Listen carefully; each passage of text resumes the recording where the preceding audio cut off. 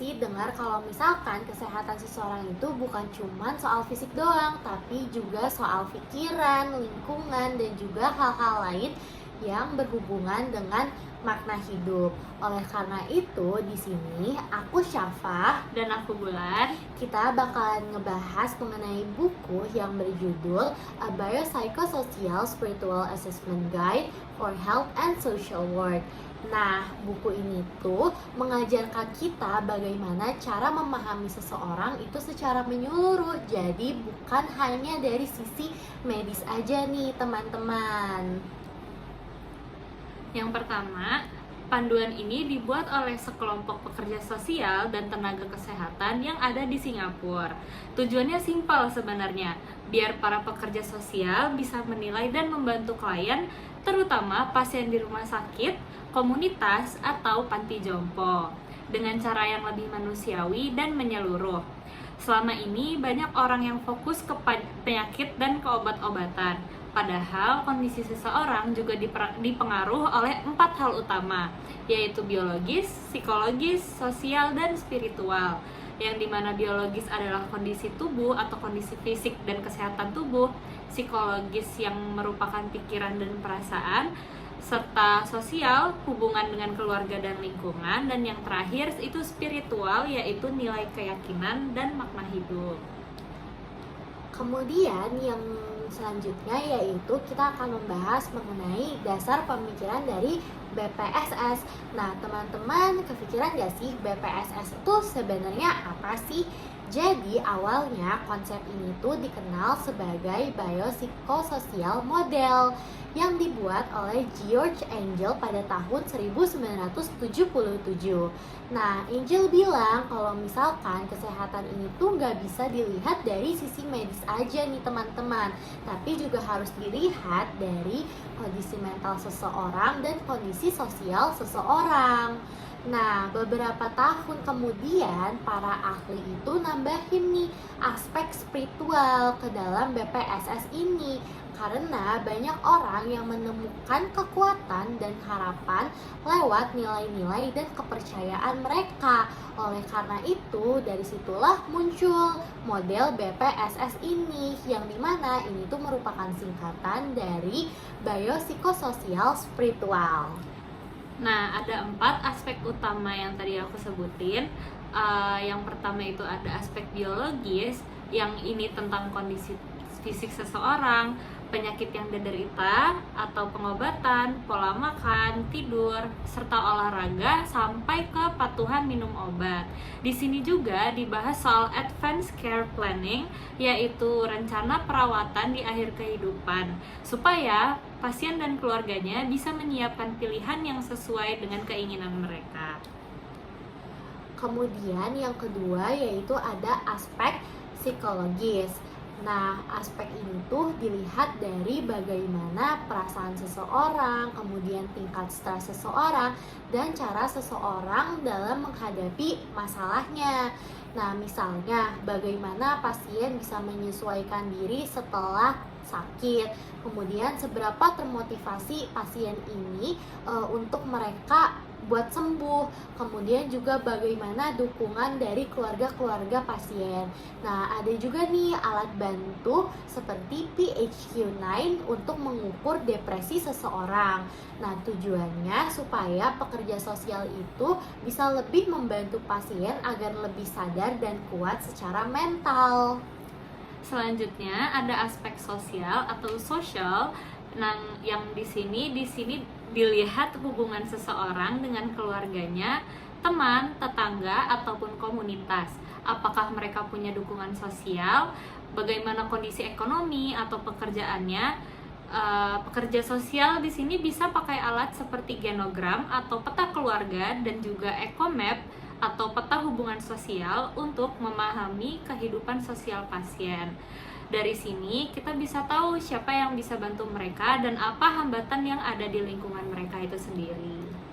Kemudian yang terakhir yaitu ada aspek spiritual.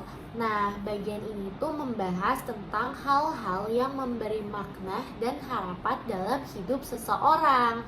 Jadi ini tuh nggak selalu soal agama, tapi bisa juga soal nilai hidup, kebiasaan, atau hal-hal yang bikin seseorang itu tenang.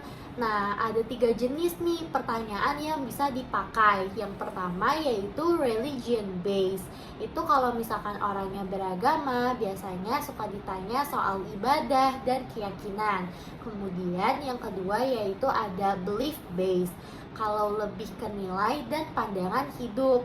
Kemudian yang ketiga yaitu ada practice based, yaitu sumber ketenangan berasal dari aktivitas, misalnya seperti mendengarkan musik atau mungkin berdoa, beribadah, atau berjalan-jalan keluar atau ke alam-alam.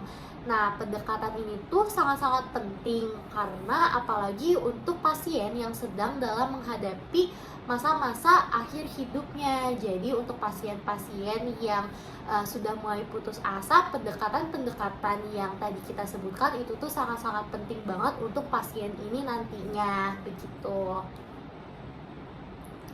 Dan yang keempat, ada cara menggunakan panduan. Panduan ini bukan daftar pertanyaan kaku yang harus dihafal. Pekerja sosial sebenarnya bisa menyesuaikan gimana cara bertanya sesuai kondisi dan budaya klien. Yang paling penting ini adalah membangun hubungan yang hangat dan empatik dulu sebelum menggali informasi. Kadang jawaban dari klien bisa membuka hal-hal yang lebih dalam, seperti masalah keluarga, tekanan emosional, atau kebutuhan spiritual yang belum terpenuhi. Semua ini bisa membantu membuat rencana perawatan yang lebih cocok buat mereka. Buku ini juga menyediakan 2 alat bantu penting, yaitu dengan yang tadi Syafa bilang PHQ-9 atau menilai depresi, dan yang kedua dari Zarit Burden Interview untuk mengukur stres atau beban yang dirasakan oleh pengasuh atau caregiver. Oke, dan yang terakhir yaitu lewat buku ini kita itu diingatkan bahwa membantu seseorang itu nggak bisa cuma dari satu sisi aja. Seperti yang tadi aku bilang, kalau misalkan membantu seseorang itu tuh nggak bisa diukur dari sisi medis aja, tapi juga harus diukur dari sisi-sisi lainnya. Seperti kayak yang tadi aku bilang, dari pikirannya, dari mentalnya, dari lingkungannya, dari kehidupan sosialnya, dari spiritualnya, dan lain-lainnya. Nah, kesehatan dan kesejahteraan itu adalah hasil dari keseimbangan antara tubuh, pikiran, hubungan sosial, dan makna hidup. Jadi lebih secara menyeluruh. Nah, pendekatan BPSS ini mengajarkan kita untuk melihat manusia itu secara utuh, secara menyeluruh, bukan cuma pasien, tapi juga sebagai pribadi dengan cerita, harapan, dan nilai-nilai yang unik, dan serta nilai-nilai yang bermakna untuk kehidupan itu sendiri. Nah, selain itu, buku ini tuh juga menekankan nih pentingnya empati. Karena di dalam buku ini tuh ada kutipan seperti people don't care how much you know until they know how much you care. Nah, artinya dimana orang itu nggak peduli seberapa pinter kita, seberapa hebat kita, atau seberapa keren kita kalau mereka sebenarnya belum ngerasa kita peduli, begitu. Jadi intinya ilmu itu penting teman-teman, tapi kepedulian tetap kunci dari semuanya, begitu. Nah teman-teman, itu dia ringkasan yang bisa aku dan Bulan kasih, yaitu dari buku Biopsychosocial Spiritual Assessment Guide for Health and Social Work. Semoga kita semua bisa belajar untuk lebih peka dan peduli terhadap sesama, bukan cuma terhadap tubuh seseorang, tapi juga hati dan jiwanya serta mental health mereka. Nah, jadi teman-teman yang bisa kita ambil dari buku Biopsychosocial Spiritual Assessment Guide for Health and Social Work ini, dan yang dari tadi aku, Syafa dan Bulan bahas, yaitu kita bisa mengambil kesimpulan nih bahwa kita itu bisa melihat dan memahami manusia secara menyeluruh dalam kehidupannya, bukan hanya penyakitnya saja. Nah, kesehatan seseorang ini tuh dibentuk oleh tubuh yang berfungsi, pikiran yang tenang, dan juga dukungan sosial yang kuat, dan keyakinan yang memberi arti. Nah, pendekatan BPSS ini membantu pekerja sosial dan tenaga kesehatan lainnya itu untuk menilai klien dengan lebih bijak lagi nih dan lebih dalam lagi. Kemudian dengan cara ini setiap intervensi yang diberikan itu jadinya bisa sesuai nih dengan kebutuhan dan nilai hidup individu. Jadi bukan sekedar berdasarkan gejala medis aja nih teman-teman, begitu. Serta panduan ini juga mengajarkan gimana sih pentingnya hadir dengan empati, bahwa sebelum membantu kita nih perlu mendengarkan serta menelaah orang tersebut. Sebelum kita menilai, kita perlu memahami dulu. Karena dalam setiap proses penyembuhan, perhatian dan rasa peduli seringkali menjadi obat yang pertama yang dibutuhkan seseorang. Jadi begitu ya teman-teman semua. Nah, sekarang udah tahu kan BPSS itu apa? Jadi di sini aku Syafa, Dan aku Bulan. kita berdua mau pamit undur diri. Terima kasih. Terima kasih teman-teman.